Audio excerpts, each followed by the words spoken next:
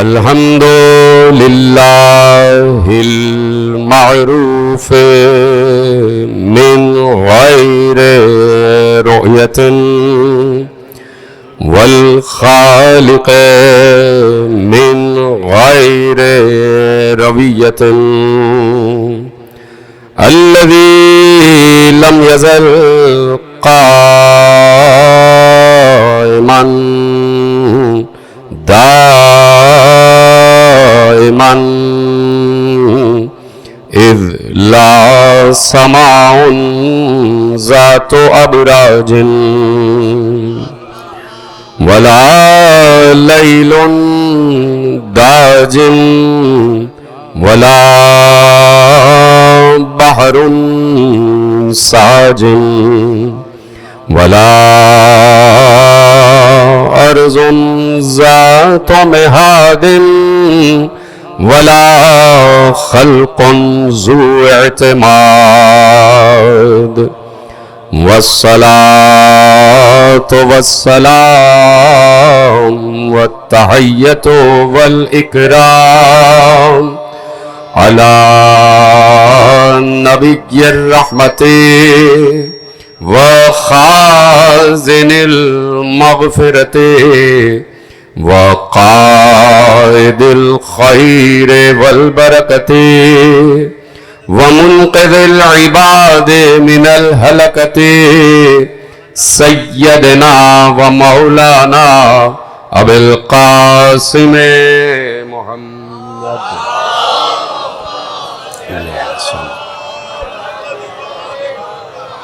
وأہل بیتہ الطیبین الطاہرین المعصومین المظلومین المنتخبین المنتجبین الذین اذهب اللہ عنہم الرجس وطہرہم تطہیرا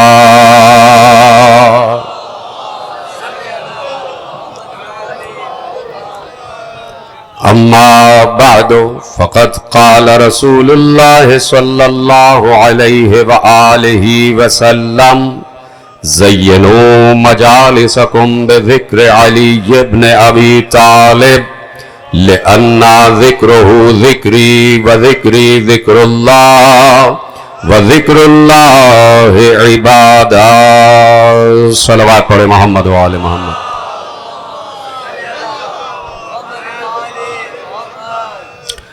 پروردگار عالم کا اس عمر پر کروڑہا اربہا کھربہا بار شکر ہے کہ اس نے ہمیں ہر گزرتے ہوئے لمحے میں، ہر طلوع ہوتے ہوئے دن میں، ہر چھا جانے والی رات میں ہمیں جنت فضائل علی سے متصل کیا ہوا ہے.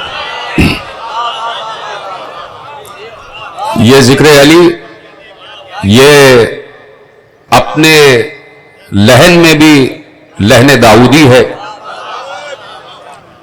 اپنی صورت میں حسن یوسفی ہے،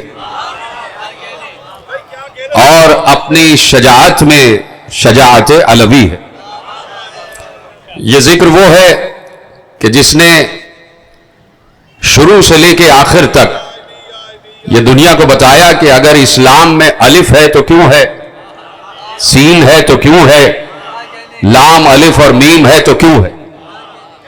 اس لیے کہ پیغمبر نے بہت واضح الفاظ میں ارشاد فرمایا، اور یہ متفق علیہ حدیث ہے کہ پیغمبر یقیناً اس وقت سے رسول ہیں کہ جب وقت کا بھی ظہور نہیں تھا، اور اسی رسول نے علی کی طرف خطاب کر کے ارشاد فرمایا کہ میں شہر علم ہوں اور علی اس کا دروازہ ہے. اور پھر ایک بار حدیث کو یہ کہہ کے آگے بڑھایا کہ جو شہر میں داخل ہونا چاہے اسے ضروری ہے کہ وہ دروازے سے داخل ہو.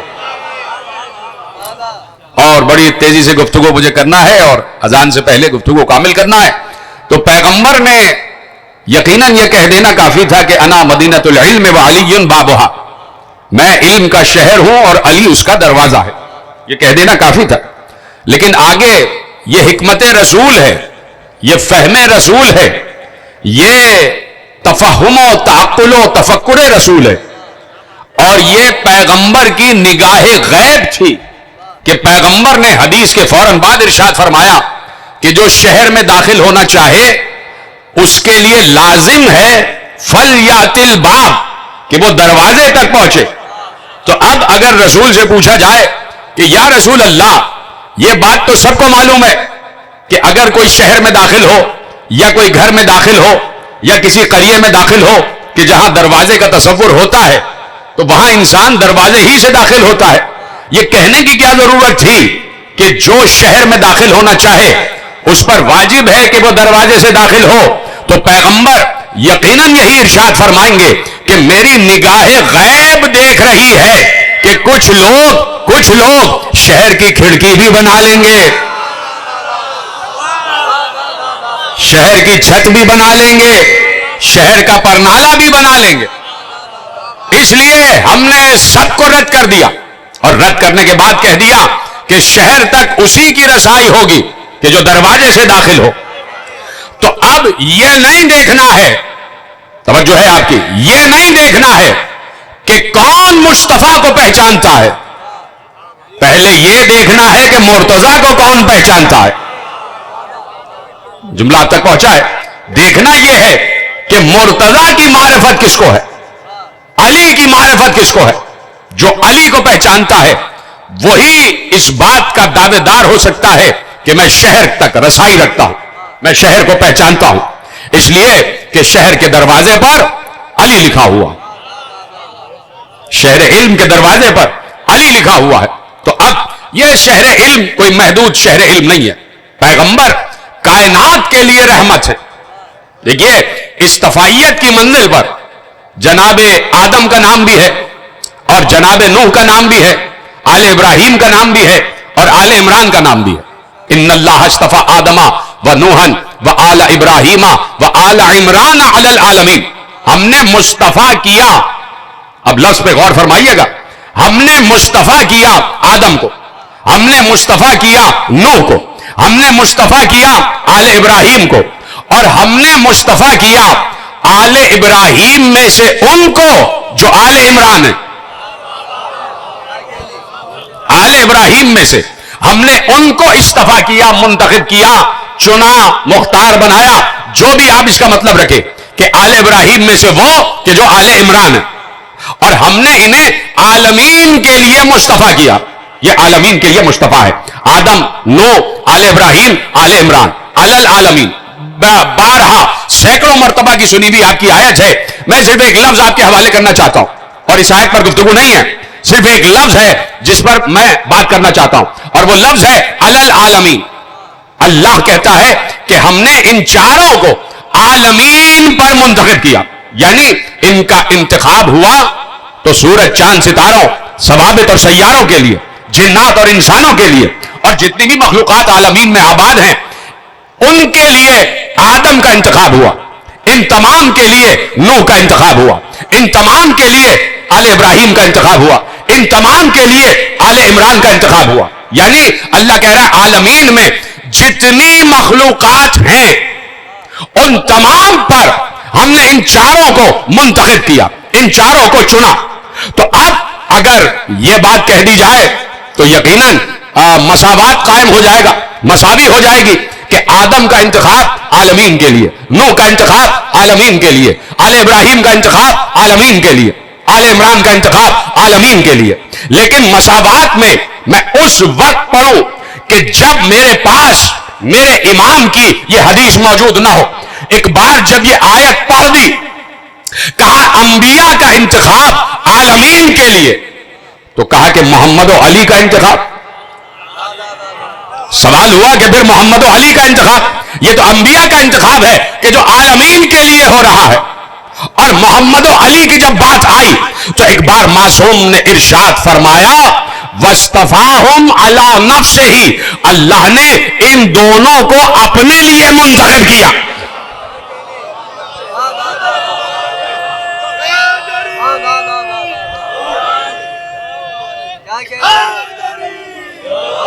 اللہ نے ان دونوں کو اپنے لیے منتخب کیا. وَاصْطَفَاهُمْ عَلَىٰ نَفْسِهِ, اللہ نے اپنے لیے منتخب کیا.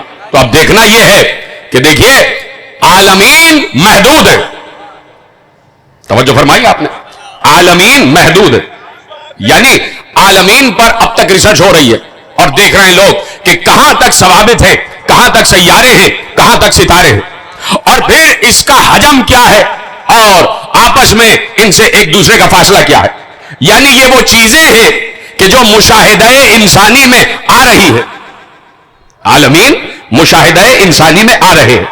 انسان ستارے کو دیکھ رہا ہے, انسان سورج کو دیکھ رہا ہے, انسان چاند کو دیکھ رہا ہے, انسان لامحدود یہ جتنے بھی ثوابت و سیارے پھیلے ہوئے سب کو دیکھ رہا ہے. انسان کی نگاہ میں یہ سب کچھ ہے, یعنی یہ سب انسان کے مشاہدے میں ہے.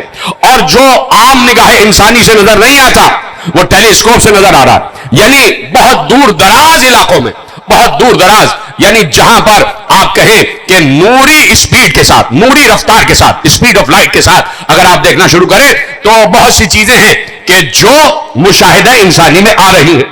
انسان دیکھ رہا ہے, ان کا حدود اربع بھی انسان نے ناپ لیا ہے, بتا دیا ہے کہ یہ کہاں تک پھیلے ہوئے ہیں, اور انسان بلیک ہول تک پہنچ گیا. یہ سب باتیں بتانے کی نہیں ہے, یہ سب آپ کے مشاہدے میں ہے. اب اگر انہی پر محمد و علی کا بھی انتخاب ہے کہ جو چیزیں مشاہدہ انسانی میں ہیں, تو اس کا مطلب ہے کہ آدم مساوی ہو گئے محمد کے. آدم, نوح اور آل ابراہیم میں جتنے انبیاء آئے اور آل عمران میں جتنے انبیاء آئے سب کے سب برابر ہو گئے مصطفیٰ کے. تو پھر تخصیص کیا رہی, پھر اختصاص کیا رہا, پھر استثناء کیا رہا. پھر تو آدم کو دیکھ کر بھی کہہ دیتا کہ اے آدم اگر تم نہ ہوتے تو افلاک خلق نہ کیے جاتے.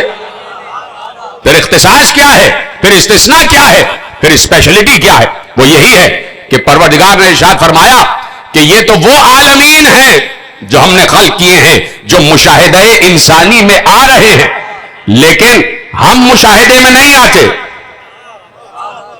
بات مشکل تو نہیں ہو رہی. اللہ مشاہدے میں نہیں آتا. اللہ, انسان اللہ کو اپنی نگاہ سے نہیں دیکھ سکتا. تو کوئی تو ہو, کوئی تو ایسی نگاہ ہو کہ جو کسی منزل پر یہ اعلان کرے کہ میں اس وقت تک سجدہ نہیں کرتا جب تک اس کو دیکھ نہ لوں.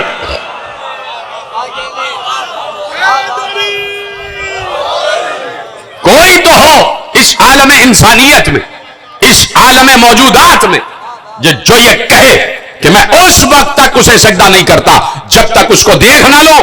اور پھر کہہ دیا کہ ٹھیک ہے وہ نگاہوں سے نظر نہیں آتا. لم ترہ العیون بمشاہدۃ الابصار, اسے یہ جیتی جاگتی آنکھیں نہیں دیکھ سکتی, اسے یہ جیتی جاگتی آنکھیں نہیں دیکھ سکتی.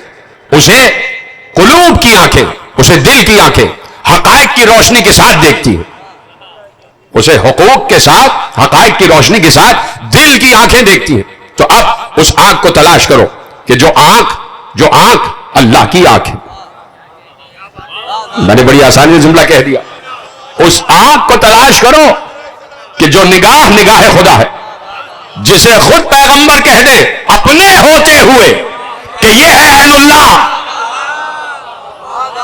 خود کے ہوتے ہوئے جس کی طرف اشارہ کر کے کہیں کہ اس کی آنکھ اللہ کی آنکھ ہے, اس کی آنکھ اللہ کی آنکھ ہے. توجہ ہے, بات یہاں سے آگے بڑھ رہی ہے. تو اب نگاہ خداوندی کیا ہے؟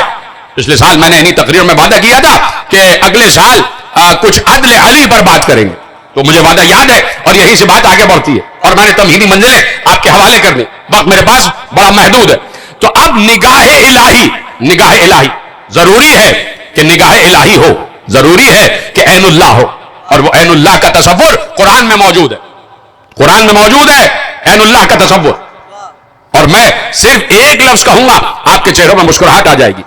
کہیں آپ کے مشاہدے میں جہاں تک آپ نے ٹریول کیا, جہاں تک آپ نے سفر طے کیا ہے, جتنے بھی انسانوں سے, جتنے بھی علماء سے, جتنے بھی عالم و عالم سے آپ ملے, کوئی ایک ایسا ہے اس روح عرش پر کہ جس کے بارے میں آپ کہہ سکے کہ یہ جملہ عرض کروں, میں کہہ رہا ہوں کہ میں جملہ عرض کروں اور آپ اس کی حدوں تک پہنچ جائیں گے.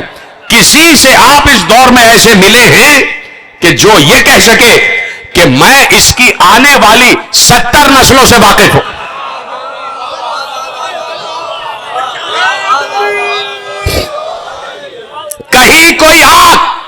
کہیں کوئی صاحب علم، کہیں کوئی صاحب مشاہدہ، کہیں کوئی صاحب مطالعہ آپ نے ایسا دیکھا جو یہ کہہ سکے کہ یہ جو میرے سامنے انسان آ گیا میں دیکھ رہا ہوں کہ اس کی نسلوں میں کتنے مومن آنے والے ہیں، کتنے منافق آنے والے ہیں؟ کہیں کوئی آنکھ ہے؟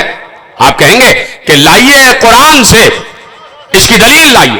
تو آئیے سورہ مبارکہ نوح، سورہ مبارکہ نوح، اور جناب نوح اللہ سے دعا کر رہے، رب لا تذر علی الارض من الکافرین دیارا، پروردگار اس پورے روئے عرش سے کافروں کو ختم کر دے، اس پورے روئے عرش سے کافروں کو ختم کر دے. اب یہ جناب نوح سے پہلے پوچھنا کہ کافر کہتے کسے؟ پہلے جناب نوح سے پوچھا جائے کہ کافر کسے کہتے، تو جناب نوح کی نگاہ میں جو کفر و اسلام کی تعریف ہوگی وہی یہاں پر امپلیمنٹ ہوگی، وہی یہاں پر لاگو ہوگی. رب لا تذر علی الارض من الکافرین دیارا انک ان تذرہم یضل عبادک. اب اللہ کا نبی کہہ رہا ہے، اس جملے پر غور کیجئے گا. بظاہر جناب نوح انسان ہے تو نبی نا، اللہ کے منصوص ہیں، اللہ کے مخصوص ہیں، اور اللہ نے انہیں مصطفیٰ قرار دیا. ان اللہ اصطفیٰ آدم و نوحا، اللہ نے انہیں بھی مصطفیٰ کہا ہے. آدم بھی مصطفیٰ ہے، نوح بھی مصطفیٰ ہے. اور مصطفیت کا معیار یہ ہے کہ ایک بار جناب نوح نے کہا پروردگار اس روئے عرش سے کافروں کو ختم کر دے، اس لیے کہ اگر تو نے انہیں ختم نہ کیا تو یہ تیرے بندوں کو بہکا دیں گے. انک ان تذرہم یضل عبادک، یہ تیرے بندوں کو بہکا دیں گے. ولا یلدوا الا فاجرا کفارا، اور پروردگار میں قیامت تک یہ دیکھ رہا ہوں کہ ان کی نسلوں میں سوائے کافر کے کوئی اور نہیں آنے والا. یہ ہے جناب نوح کی نگاہ، یہ ہے نوح کی آنکھ، یہ ہے نوح کی آنکھ. نوح سے پوچھا جائے کہ آپ کو کیسے پتا کہ آپ نسلوں کا علم جانتے ہیں؟ آپ نسلیں دیکھ رہے ہیں، آپ کسی انسان کو دیکھتے ہیں تو آپ دیکھ کر کہہ دیتے قیامت تک اس کی نسل میں کوئی مومن نہیں آنے والا. تو اے جناب نوح، یہ تو اللہ کی صفت ہے. قرآن کی آیتیں ہیں اور اس پر گفتگو کا مہینہ ہے، بہار قرآن کا مہینہ ہے، تو اس پر غور و فکر کر کے رک رک کر باتیں کرتے کہ اے جناب نوح، یہ تو اللہ کی صفت ہے کہ اللہ دیکھتا ہے، اللہ نیتوں کو جانتا ہے، اللہ نسلوں کو پہچانتا ہے، اللہ انسان کے اخلاص کو پہچاننے والا ہے. اور اللہ ہی تو نسل بڑھاتا ہے، اللہ ہی تو نسل دینے والا ہے، اللہ ہی تو بیٹے دینے والا ہے، اللہ ہی تو اولاد دینے والا ہے. اور آپ اس علم کا اعلان کر رہے ہیں کہ جو علم مخصوص ہے اللہ سے. تو جناب نوح کی آواز یہ نہیں آئے گی کہ نعوذ باللہ میں اللہ ہوں. جناب نوح کہیں گے چونکہ میں مصطفیٰ ہوں، جی طرح سلامت رہیں، چونکہ میں مصطفیٰ ہوں تو اللہ نے مصطفیت میں یہ صفت رکھی ہے کہ وہ قیامت تک اس کی نگاہ دیکھ رہی ہوتی ہے، اس کی نگاہ قیامت تک دیکھ رہی ہوتی ہے. یعنی انسان کے صلب میں قیامت تک آنے والی اس کی نسل موجود ہے، اس کی نسل موجود ہے. تو میں اس کی مثال دے دوں کہ جنگ ہے، اور وہ جنگ ہے کہ جو علی کے دور خلافت میں ہوئی، وہ جنگ ہے جو علی کے دور خلافت میں ہوئی. 3 جنگیں ہوئی علی کے دور خلافت میں، ٹھیک ہے. تو ایسے میں کسی محب نے، جنگ ختم ہوئی تو کسی چاہنے والے نے ایک تمنا کا اظہار کیا، کہا کہ مولا میرا دل چاہ رہا تھا کہ میرا بھائی بھی آج موجود ہوتا میرے ساتھ، تو آپ کی معیت میں، آپ کی نصرت میں جنگ کرتا اور جنت کا حقدار ہوتا. تو ایک بار علی نے کہا صرف تم ہی نہیں، تمہاری آنے والی نسلیں بھی اس وقت میری معیت و نصرت میں جنگ کر رہی ہیں، تمہاری آنے والی نسلیں بھی میری معیت و نصرت میں جنگ کر رہی ہے. کہا اس لیے کہ تمہاری قیامت تک آنے والی نسل تمہارے صلب میں موجود ہے اور وہ اس وقت میرے ساتھ ہے. تو اب اندازہ لگاتے جائیں نا کہ کون کون وہ 3 جنگیں علی کے ساتھ لڑا ہے، جو علی کی نصرت میں لڑا ہے. اگر آج ان کی نسل 1400 برس بعد موجود ہے تو وہ سینہ ٹھوک کر کہہ سکتی ہے کہ جمل میں علی کی نصرت میں لڑ رہا تھا، صفین میں علی کی نصرت میں لڑ رہا تھا. تو یہ ہے نگاہ، اس کو کہتے ہیں عین اللہ. تو اپنے دور کا عین اللہ جناب نوح علیہ السلام، اپنے دور کا عین اللہ، وہی نگاہ، وہی قدرت، وہی وسعت اور وہی صفت کہ جو قیامت تک دیکھ لے، جو قیامت تک دیکھے۔ تو اب سب سے بڑی صفت یہ ہے کہ انسان سامنے آ جائے اور نگاہ خدا رکھنے والا پہچان جائے یہ سچا ہے یا جھوٹا ہے۔ بہت واضح الفاظ میں، بہت تیزی سے مجھے گفتگو آگے بڑھانا ہے کہ کوئی بھی انسان سامنے آ جائے اور نگاہ خدا رکھنے والا جو بھی نمائندہ خدا بندی ہو، جو مصطفیت ہو، مرتضویت ہو، مجتبویت کی منزل پر ہو، جو ان منازل پر ہو کہ وہ نگاہ خدا رکھتا ہو، تو وہ انسان کو دیکھتے ہی پہچان لے کہ یہ جو میرے پاس آیا ہے یہ خلوص نیت کے ساتھ آیا ہے، یہ سچا ہے، کیا یہ حق پر ہے، یہ سب چیزیں وہ دیکھتے ہی پہچان لے۔ علی کے پاس ایک شخص آیا اور علی ممبر سلونی پر تشریف فرما ہے، کوفہ ہے، اور ایسے میں وہ علی کے سامنے بیٹھ گیا، اور جیسے علی نے کہا سلونی، وہ کھڑا ہوا، کہا یا علی میں آپ کا چاہنے والا ہوں، کوفے کا رہنے والا ہوں۔ علی نے کہا نہ تو میرا چاہنے والا ہے نہ کوفے کا رہنے والا ہے۔ یک نگاہ دیکھا، ایک لمحے میں علی نے دیکھتے ہی پہچانا اور کہا نہ تو میرا چاہنے والا ہے نہ کوفے کا رہنے والا ہے۔ آنے کا مقصد تو بیان کرے گا یا میں کر دوں؟ بہت مشہور واقعہ۔ تو یہ ہے علی کی نگاہ، یہ ہے نگاہ خدا بندی۔ دیکھ رہے ہیں کہ جو بھی اللہ کا نمائندہ روئے عرش پر ہو وہ اس منزل پر ہو کہ دیکھتے ہی پہچان لے، پہچانے۔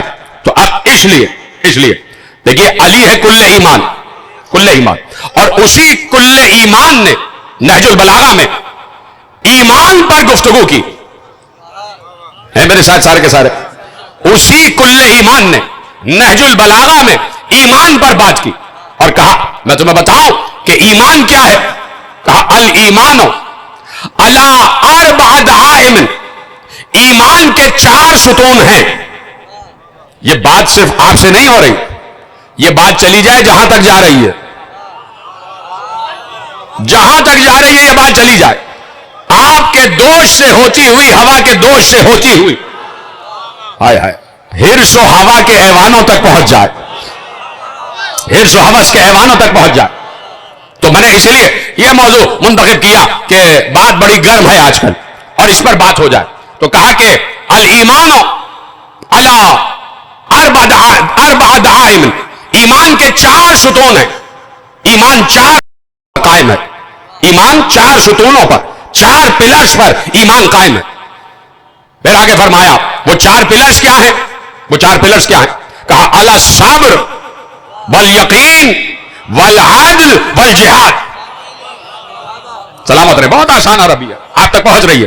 کہا ایمان کے 4 ستون ہیں، علی الصبر والیقین والعدل والجہاد۔ ایمان 4 ستونوں پر قائم ہے، ایک ستون کا نام ہے صبر، ایک کا نام ہے یقین، ایک کا نام ہے عدل اور ایک کا نام ہے جہاد۔ یعنی ایمان کے ستونوں میں عدل بھی شامل ہے۔ آج کل عدلیہ ہی پر تو بحث چل رہی ہے کہ جہاں پر باتیں آ رہی ہیں کہ جو انصاف دینے والے ہیں وہ حکومت سے انصاف طلب کر رہے ہیں، جو شکایت سننے والے ہیں وہ حکومت سے شکایت کر رہے ہیں۔ تو اب دیکھنا یہ ہے کہ علی بعد پیغمبر، علی سے بڑا کوئی عادل گزرا نہیں ہے۔ سب نے نہیں کہا بعد پیغمبر علی سے بڑا کوئی عادل گزرا نہیں ہے، اس لیے کہ پیغمبر کہہ کے گئے تھے اغزاکم علی، تم میں سب سے بہترین فیصلہ کرنے والا علی ہے۔ اگر انہوں نے یہ بات نہ سنی ہوتی اور انہوں نے اس پر یقین نہ کیا ہوتا تو کبھی 70 مرتبہ یہ نہ کہا ہوتا کہ علی نہ ہوتے تو میں ہلاک ہو جاتا۔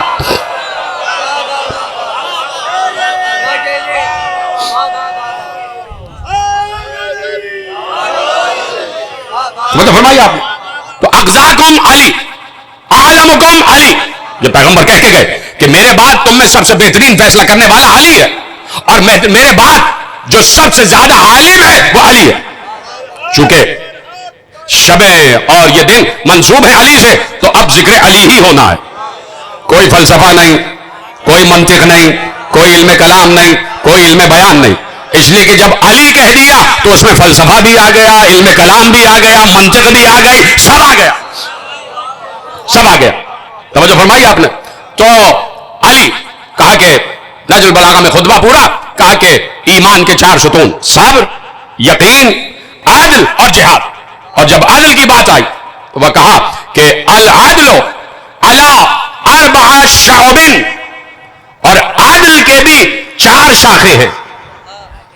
ایمان کے 4 ستون صبر، یقین، عدل، جہاد، اور عدل کی 4 شاخیں. عدل کرنا اتنا آسان کام نہیں ہے. میں نے اسی لیے تمہیداً عین اللہ کا تذکرہ کیا. میری تمہید بہت ضروری ہے اور تمہید کو آپ تفصیل سے جوڑیے گا. اسی لیے میں نے نگاہ خدا بندی کا تذکرہ کیا. توجہ ہے نا آپ کی؟ تو کہا کہ عدل 4 شعب، عدل کی 4 شاخیں ہیں. وہ 4 شاخیں کون سی ہیں؟ کون سی؟ کن 4 شاخوں پر عدل قائم ہے؟ یعنی جو ان 4 شاخوں کو اپنے اندر بسائے یا ان 4 شاخوں کی صفت پیدا ہو، اسی کو حق ہے کہ وہ عدل کرے، اسی کو حق ہے کہ وہ مسند قضا پر بیٹھے. اتنا آسان نہیں ہے عادل ہونا. عادل ہونا اللہ کی صفت ہے. ہائے ہائے ہائے. عادل اللہ ہے، مقسط اللہ ہے، منصف اللہ ہے.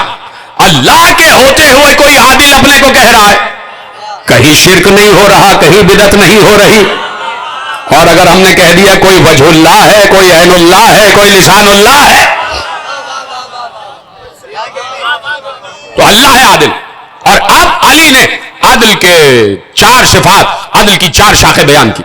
کہا کہ عدل جو ہے اس کے 4 شعوب ہیں، 4 شعبے ہیں، 4 شاخیں ہیں، 4 گروہ ہیں اور 4 قسمیں ہیں، 4 صفات ہیں. جو بھی آپ اس میں لفظ رکھ لیجئے، جا کے نہج البلاغہ میں خطبہ پڑھیے گا. تو کہا کہ عدل کے 4 صفات. پہلی صفت علی نے بیان کی. علی نے بیان کی. کہا کہ پہلی صفت یہ ہے کہ اس کے اندر فہم موجود ہو. اچھا میں نے اردو میں کہہ دیا تو آپ چپ ہو گئے. چلیے عربی میں لفظ استعمال کرتا ہوں. علی غائص الفہم وغور العلم وزہرۃ الحکم ورساخۃ الحلم. 4 شاخیں، 4 شاخیں کون سی؟ کن 4 شاخوں پہ ہے؟ علی غائص الفہم وغور العلم وزہرۃ الحکم ورساخۃ الحلم. کا 4 شاخیں یہ ہیں کہ جو عدل کی مسند پر بیٹھے، جو عدل کی مسند پر بیٹھے وہ دیکھیے بہت عظیم جملہ ہے اور اس کو آپ منطبق کیجئے گا، اس کو منطبق کیجئے گا. اور جہاں بات ریکارڈ ہو رہی ہے اور یہ جملہ چاہے کوئی کٹ پیش کر کے کہیں تک پہنچائے تاکہ بات پہنچ جائے، ایوان عالیہ تک بات پہنچ جائے، ایوان عدالت تک بات پہنچ جائے. غائص الفہم یعنی وہ فہم کے دریا میں اترا ہوا ہو. بچوں کے لیے آسان کر دوں کہ وہ بات کی تہ تک پہنچنے کی صلاحیت رکھتا ہو. علی غائص الفہم یعنی وہ بات کی تہ تک پہنچنے کی صلاحیت رکھتا ہو. وغور العلم اور وہ علم کی گہرائی رکھتا ہو، سطحی علم نہ رکھتا ہو، سطحی علم نہ رکھتا ہو. یہ جو ہمارے ہاں اجتہاد ہوتا ہے کہ کوئی اگر بہت بڑا عالم بنتا ہے تو اس کو صرف فقہ نہیں پڑھنی ہوتی، اس کو علم کلام بھی آنا چاہیے، علم بیان بھی آنا چاہیے، علم منطق بھی آنا چاہیے، علم فلسفہ بھی آنا چاہیے. نہیں، علم کیمیا بھی آنا چاہیے، علم شماریات بھی آنا چاہیے، علم طبیعات بھی آنا چاہیے، علم ارضیات بھی آنا چاہیے، علم الابدان بھی آنا چاہیے، علم فلکیات بھی آنا چاہیے، علم نجوم بھی آنا چاہیے، علم اعشاریہ بھی آنا چاہیے، علم المیزان بھی آنا چاہیے. تب تو جا کے کوئی فیصلے کرے گا، تب تو جا کے کوئی بات کرے گا فقہ کی. مکمل رہے تو کل سے یہیں سے انشاءاللہ بات کا آغاز کریں گے. ابھی جیسے ہمارے محترم حضرت حسنی صاحب نے اعلان کیا تو کل انشاءاللہ 5:30 بجے میں خدمت کے لیے موجود رہوں گا. اگر سب کے سب پہلے ہی آ جائیں تو بہت اچھا رہے گا تاکہ ہمیں وقت مل جائے، اس لیے کہ 6:50 پہ اذان ہوتی ہے اور اس سے پہلے مجھے ممبر چھوڑنا ہے. آپ کی اجازت سے بات تیزی سے آگے بڑھا. کہا کہ غائص الفہم وہ بات کی تہ تک پہنچنے کی صلاحیت رکھتا ہو. وغور العلم علم میں ڈوبا ہوا، علم میں ڈوبا ہوا ہو یعنی جہاں میں جو شعبہ بھی علم کہلا رہا ہو اسے آتا ہو، جو شعبہ بھی علم کہلا رہا ہو، عدل کرنے والے کو اس شعبے کی معرفت ہو، وہ اس شعبے کا علم رکھتا ہو. ٹھیک ہے. تیسری صفت وزہرۃ الحکم. کہا کہ حکم دینے میں، فیصلہ کرنے میں لاگ لپٹ نہ رکھے. دیکھیے موقع ہوگا تو میں بتاؤں گا کہ میرے مولا نے عادل کے شرائط اور عادل کی ذمہ داریوں پر بھی بات کی.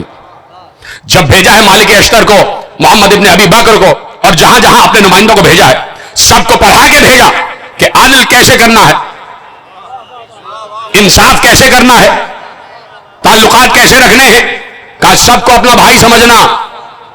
مالک اشتر سے کیا کہا بھائی دو قسم کے بھائی ہیں تمہارے, ایک تو وہ جو تمہارے ایمانی بھائی ہیں اور ایک وہ جو تمہارے خلقتی بھائی ہیں. کہا ایک انسانی بھائی ہے ایک ایمانی بھائی ہے. تو اب کہا کہ وَزُہْرَةِ الْحُکْم, کہ وہ حکم کرنے میں بڑا شجاع ہو اور بڑا اٹل ہو. اور پھر آواز دی وَرَسَاخَةِ الْحِلْمِ, وَرَسَاخَةِ الْحِلْمِ, اور اس میں حلم و تدبر آسمانوں تک پہنچا ہوا ہو, متدبر ہو, حلیم ہو, چھچلا نہ ہو کہ سنتے ہی فیصلہ کر دے. کہا کہ متدبر ہو, حلیم الطبع ہو, بردبار ہو, علم سے کام لے, غصہ نہ کرے, کسی چیز کو پرسنل نہ لے. کتنے میں نے مسائل آپ کے سامنے عرض کر دیا. اب آگے بڑی بات, علی نے کہا فمن فہما علم غور العلم, جس نے فہم اختیار کیا, جو بات کی گہرائی تک پہنچنے کی صلاحیت اپنے اندر پیدا کر لے, وقد علم غور العلم, وہ سمجھ لو علم کی گہرائی تک پہنچ گیا.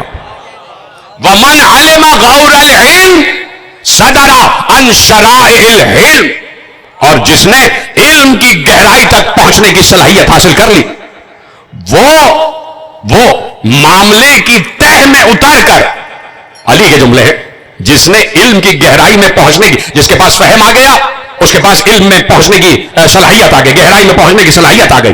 اور جو علم کی گہرائی میں پہنچنے کی صلاحیت لے بیٹھا, تو اب اس نے کیا کیا, کہا کہ وہ کیا ہے, کہا کہ اللہ اس کو اس مقام پر پہنچا دیتا ہے کہ وہ اس گہرائی میں اتر کر فیصلے کے قیمتی موتی لے کر آتا ہے. علی کے جملے کو ایسے ضائع نہ کریں, فیصلے کے قیمتی موتی لے کر آتا.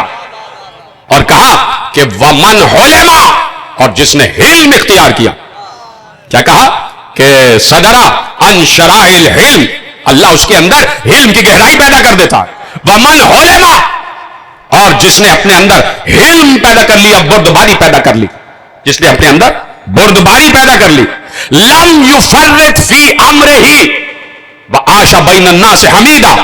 یہاں تک میں آپ کو لانا چاہتا تھا کہ جس نے یہ چاروں صفات اپنے اندر پیدا کر لی, وہ اپنے کسی معاملے میں نہ افراد کرتا ہے نہ تفرید کرتا ہے, نہ زیادتی کرتا ہے نہ کمی کرتا ہے. وعاش بین الناس حمیدا, اور وہ انسانوں میں اس طرح جیتا ہے کہ سب اس کی تعریف کرتے, سب اس کی تعریف کرتے. توجہ فرما لیا آپ نے. تو اب جب علی علم کی میزان بیان کر رہے ہیں دوسروں کے لیے, تو خود علی اس میزان پہ نہیں ہوں گے؟ خود کیا علی اس میزان پہ نہیں ہوں گے؟ تو علی نے اس میزان پر ہونے کی, علی نے اس میزان پر ہونے کی دلیل فراہم کی, دلیل فراہم کی. دربار خلافت ہے, اور ایسے میں بہت سے کیسز آ رہے ہیں, بہت سے قضیے آ رہے ہیں, اور خلیفہ اسلام تک قضیے پہنچ رہے, خلیفہ اسلام تک قضیے پہنچ رہے. اب دیکھیے کیا کہتا ہوں, میں نے کیا کہا کہ نگاہ ہونی چاہیے, عادل کے پاس وہ نگاہ ہونی چاہیے. کہاں سے لائے وہ نگاہ؟ دور تو نقصان میں آ گیا نا, جب نگاہ خدا بندی پردہ غیب میں چلی گئی, جب دور کا عین اللہ پردہ غیب میں چلا گیا, تو اب نقصان تو ہوگا. آپ نے 11 عیون اللہ کی قدر نہ کی,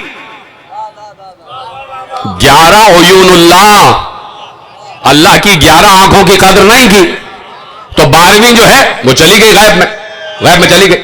لیکن ہم میزان تو بیان کریں گے, ہم صفات تو بیان کریں گے, پریشان تو نہیں, آپ سب میرے ساتھ ہیں. تو اب دربار خلافت میں فیصلہ آیا. علی کی نگاہ دیکھیے گا, علی کی نگاہ دیکھیے گا. ایک بار قضیہ آ گیا کہ ایک نوجوان آیا, اور نوجوان نے کہا کہ یہ کچھ 4-5 لوگ ہیں کہ جن کے ساتھ میرا باپ جو ہے وہ سفر میں گیا تھا, اور اب یہ واپس آئے تو انہوں نے کہا کہ میرا باپ مر گیا, اس کے پاس بہت سا ساز و سامان تھا, بہت سا مال و متاع تھا, بڑے درہم و دینار تھے, اور یہ کہتے ہیں اس کے پاس کچھ نہیں تھا, ہم اسے دفن کر کے آ گئے. تو خلیفہ وقت نے پوچھا کہ تمہارے پاس اپنے دعوے کے کچھ گواہ ہیں؟ کہ تمہارے باپ کے پاس اتنا مال و متاع تھا اور وہ اتنا ساز و سامان اور درہم و دینار لے کر گیا تھا؟ کہا کہ میرے پاس گواہ نہیں، یہی ہے گواہ جو میرے باپ کے ساتھ گئے تھے۔ ان سے پوچھا گیا، انہوں نے کہا ہم پانچوں یہ گواہی دیتے ہیں کہ اس کا باپ کچھ نہیں ساتھ لایا تھا، کچھ نہیں تھا اس کے پاس۔ انہوں نے کہا ٹھیک ہے، گواہ نہیں ہے تو تمہارا دعویٰ رد، تمہارا دعویٰ رد۔ یہ تو ایک عام سا انسان تھا نا جو بیچارہ اپنا دعویٰ لے کے دربار خلافت میں آ گیا۔ ہائے ہائے ہائے، تو گواہی مانگی جا رہی ہے، گواہی تو مانگی جاتی ہے، تو گواہی وہاں بھی مانگی گئی، گواہی یہاں بھی مانگی جا رہی، گواہی وہاں بھی مانگی گئی، گواہی یہاں بھی مانگی جا رہی۔ تو ایک بار کہا گواہ کا نہیں ہے، کہا تمہارا دعویٰ رد، تم جھوٹے ہو، جاؤ نکل جاؤ۔ باہر آیا، سلمان فارسی نے پورا کیس سنا، کہا کہ چلو سپریم کورٹ میں، عدالت عالیہ میں، یہ ہے عدالت عالیہ۔ عالیہ وہی ہوگا جو علی سے متصل ہو جائے، یہ ہے عدالت عالیہ۔ علی نے کہا کیا معاملہ؟ اس نے پورا معاملہ بتایا، کہا چلو دربار خلافت میں واپس چلو، وہیں پر جہاں پر یہ قضیہ فیصل ہوا ہے وہیں پر ہم دوبارہ سنوائی کریں گے، ہم دوبارہ سنیں گے کیس، دوبارہ کیس سنیں گے۔ پورا کیس بیان کیا گیا، اس نے بھی لڑکے نے بھی یہی کہا اور ان پانچوں نے بھی یہی کہا۔ علی نے کہا گواہ؟ اس نے کہا کوئی گواہ نہیں۔ علی نے کہا تمہارے پاس؟ کہا ہم پانچوں گواہ ہیں۔ علی نے کہا اچھا ٹھیک ہے، تو بتاؤ ایسے میں شرطۃ الخمیس کہ جو لوگ پولیس کا کام انجام دیتے تھے، کہا ان میں سے کچھ افراد کو لے کے آؤ، وہ لے کے آئے، کہا ان پانچوں کو ستون سے باندھ دو، ان پانچوں کو ستون سے باندھو۔ لڑکے کو اپنے پاس بٹھایا، سامنے دربار سجا ہوا اور ایک شخص کو بلایا اور کہا کہ میں اس سے سوال جواب کروں گا، اور پورے دربار سے کہا جب میں اللہ اکبر کہوں تو تم بھی اللہ اکبر کہنا۔ دیکھیے پہلی بات تو یہ طے ہو جائے کہ علی کو پہلے ہی وقت سے معلوم ہے کہ کون حق پر ہے کون باطل پر ہے، اس لیے کہ نگاہ ہے نا علی کی، عین اللہ ہے، علی نگاہ خدا رکھتے، علی نگاہ خدا رکھتے، یعنی یہ وہی بات ہے تو کل اس کی تفصیل عرض کروں گا، وقت بالکل کامل ہو رہا ہے۔ تو ایسے میں کہا کہ بھائی جب میں اللہ اکبر کہوں تو تم سب اللہ اکبر کہنا۔ ایک شخص کو بلایا، انہی میں سے ایک شخص کو بلایا، کہا یہ بتاؤ کہ کس وقت جب تم لوگ نکلے تھے سفر کے لیے اور اس کا باپ تمہارے ساتھ تھا؟ کہا کس وقت نکلے تھے، کتنے دن کا سفر ہوا، یہ تمہارے ساتھ دن میں شامل ہوا یا رات میں، کہاں کہاں رکے، کیا کیا کھایا، اس کی طبیعت خراب ہوئی تو کس نے تیمارداری کی، دوا کون سی دی، کتنے دن بیمار رہا، مر گیا تو کب مرا، شام کو مرا یا رات کو مرا، دوپہر میں مرا یا سپہر میں مرا، اور جب مر گیا تو غسل و کفن کس نے دیا، جب غسل و کفن دیا تو قبر میں کس نے اتارا۔ یہ سارے سوال اس سے کیے، وہ جواب دیتا گیا۔ جیسے سوالات ختم ہوئے علی نے کہا اس کو لے جاؤ، اور علی نے کہا اللہ اکبر، پورے دربار نے چیخ کر کہا اللہ اکبر۔ اب اس نفسیاتی حملے کا باقی چار پر یہ اثر ہوا کہ وہ سمجھے کہ اس نے سب کچھ سچ بتا دیا، خدا کے لیے سمجھے۔ وہ چار جو دور کھڑے ہوئے بندے تھے وہ سمجھے کہ علی نے جو نعرہ تکبیر بلند کیا ہے وہ اسی لیے کہ اس شخص نے اپنا جرم قبول کر لیا۔ علی نے کہا اس کو لے جاؤ قید خانے میں بند کر دو۔ اب دوسرے کو بلایا، دوسرے سے وہی سوال کیے، انہوں نے کہا یا علی سوال نہ کریں، میں اپنا جرم قبول کرتا ہوں۔ چاروں نے اپنا جرم قبول کیا، اس کو بھی بلایا، آخر کار اس نے بھی جرم قبول کیا۔ خدا کی قسم عجیب یعنی عجیب منظر پہ یہ روایت تمام ہو رہی ہے، آپ کو لطف آئے گا، عجیب منظر پہ۔ تو ایک بار جب یہ فیصلہ ہو گیا تو کہا کہ بھائی اس کو تم سارا مال دو گے۔ اب مال پر جو مقدار مالیت تھی نا اس پر ان پانچوں چھیوں میں جھگڑا ہو گیا۔ بیٹے نے کہا میرے باپ کا اتنا مال تھا، ان پانچوں نے کہا نہیں اتنا نہیں، اتنا نہیں، اتنا نہیں، اتنا۔ اب مقدار پر جھگڑا ہو گیا، یہ پانچوں الگ کہہ رہے تھے اور وہ بیٹا الگ کہہ رہا تھا۔ اب علی نے عجیب بات کہی، کہا تم پانچوں اور چھ سب اپنی انگوٹھیاں اتار کر اس تشت میں رکھو۔ علی نے اپنی انگوٹھی اتاری، اس تشت میں ڈال دی اور انگوٹھیوں کو ملا دیا۔ کہا بغیر دیکھے جو میری انگوٹھی کو نکال لے گا وہی حق پر ہوگا۔ نہیں نہیں نہیں، جملہ تو اب دینے جا رہا ہوں. کہا جو بغیر دیکھے ان انگوٹھیوں میں سے میری انگوٹھی نکالے گا وہ حق پر ہوگا. سب نے علی کو دیکھا. علی نے جلال کے عالم میں کہا تم جانتے نہیں یہ میری انگوٹھی نہیں ہے، یہ سہم اللہ ہے. نہیں بچے نہیں سمجھے، سہم اللہ تم سمجھے نہیں کہ یہ انگوٹھی نہیں، یہ اللہ کا تیر ہے، اور اللہ کا تیر کبھی خطا نہیں ہوتا. اللہ کا تیر کبھی خطا نہیں ہوتا، اللہ کا تیر کبھی خطا نہیں ہوتا. تو علی، یہی کہنے والوں نے کہا کہ عادل بہت سے گزرے اور عادل علی بھی تھے. کہا کہ جو عادل گزر گئے وہ اس لیے قتل ہوئے کہ وہ صحیح عدل نہ کر سکے، اور علی اس لیے قتل کیے گئے، شہید کیے گئے کہ علی کا عدل کسی سے برداشت نہ ہوا. علی کا عدل کسی سے برداشت نہ ہوا. کہ یہ ہے علی کا عدل، کہ علی کا عدل عدل الہی تھا. علی کا عدل عدل الہی. بس اب میرے عزیزوں، جیسے ہی مغرب کی اذان ہوگی وہ شب لگ جائے گی کہ جو شب علی نے جاگ کر گزاری ہے. علی تو ہر شب کو جاگتے تھے، علی تو ہر رات 1000 رکعت نماز پڑھتے تھے. لیکن آج کی جو شب گزرے گی علی بے قرار ہے. جو خیبر میں بے قرار نہ ہوا، جو خندق میں بے قرار نہ ہوا، وہ آج کی پوری شب صبح تک بے قرار ہے. اور بے قراری کیا ہے کہ کب وہ موقع آئے گا کہ میں اپنے رب کے حضور پہنچوں گا، کب میں اپنے محبوب سے ملاقات کروں گا، کب میں اپنے خالق سے ملاقات کروں گا. پوری شب علی نے گزار دی. لیکن وہی باتیں ہیں کہ جو پورے رمضان علی پوچھتے رہے. جب منبر پہ بیٹھتے ہیں تو کبھی حسن سے پوچھتے ہیں بیٹا آج رمضان کی کون سی تاریخ آ گئی، کبھی حسین سے پوچھتے ہیں بیٹا آج رمضان کی کون سی تاریخ آ گئی. اور بار بار شہزادے بابا کے چہرے کو دیکھا کرتے ہیں، بابا کے چہرے کو دیکھتے ہیں. ختم ہو گئی بات. بس آخری روایت آپ کے حوالے. آپ نے ہائے کہہ دیا ہے. یقین فرمائیں آج سے ابتدا ہے، آج سے ابتدا ہے مظلومیت علی اور ایام عزائے علی کی. بس آج کے بعد سے علی 3 شبوں کا مہمان. 21 رمضان کو آپ تابوت اٹھائیں گے، اور پھر یہ دن، یہ ایام، یہ شبیں اگلے برس آئیں گی. تو کیا ہی اچھا ہے کہ ہم ہائے کہتے چلے جائیں، زینب و ام کلثوم کو پرسہ دیتے چلے جائیں، حسن و حسین کو پرسہ دیتے چلے جائیں. نہیں، ایک لفظ اور کہہ دوں، عباس کو ان کے بابا کا پرسہ دیتے چلے جائیں. اجرکم اللہ. عباس کو ان کے بابا کا پرسہ دیتے چلے جائیں. اور عباس کی چھوٹی بہن خدیجہ جو 5 برس کی یتیم ہوئی ہے، اس بچی کو بھی پرسہ دیتے جائیں. مسجد کوفہ کے سامنے آپ نے بی بی خدیجہ بنت علی کا روضہ دیکھا ہے. 5 برس کی چھوٹی سی بچی ہے کہ جو حضرت عباس کی سگی بہن ہے.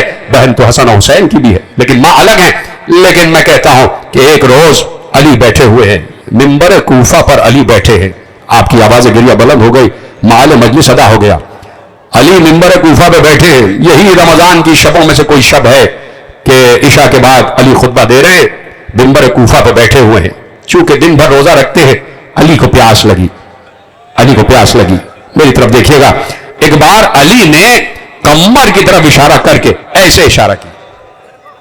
قمر اشارہ سمجھ گئے کہ میرے آقا کو پیاس لگ رہی ہے. قمر تیزی سے دوڑے کہ جام آب میں پانی بھر کے لے آؤ. اس سے پہلے کہ قمر پانی لاتے، ایک بار علی نے دیکھا کہ ایک 9 برس کا بچہ سر پر جام آب رکھے ہوئے تیزی سے دوڑتا ہوا آ رہا ہے، اور اس کا رخ ہے حسین ابن علی کی طرف. اس لیے کہ حسین بھی پیاسے ہیں، حسین نے بھی پانی مانگا. علی چونکہ منبر کے عرشے پر بیٹھے ہیں، علی کی نگاہ عباس پر پڑی کہ عباس تیزی سے دوڑتے ہوئے آ رہے ہیں، سر پر جام آب رکھا ہوا ہے اور پانی چھلک چھلک کر عباس کے جسم پر گر رہا ہے. ارے علی سے یہ منظر برداشت نہ ہوا. سب نے دیکھا کہ علی منبر سے اترے، آگے بڑھے، عباس کو سینے سے لگا کر پیار کر کے کہا عباس آج پیاس برداشت نہیں ہو رہی حسین کی. ارے کل کیا ہوگا جب سکینہ پیاسی ہوگی، جب اہل حرم پیاسے ہوں گے، جب حسین پیاسا ہوگا.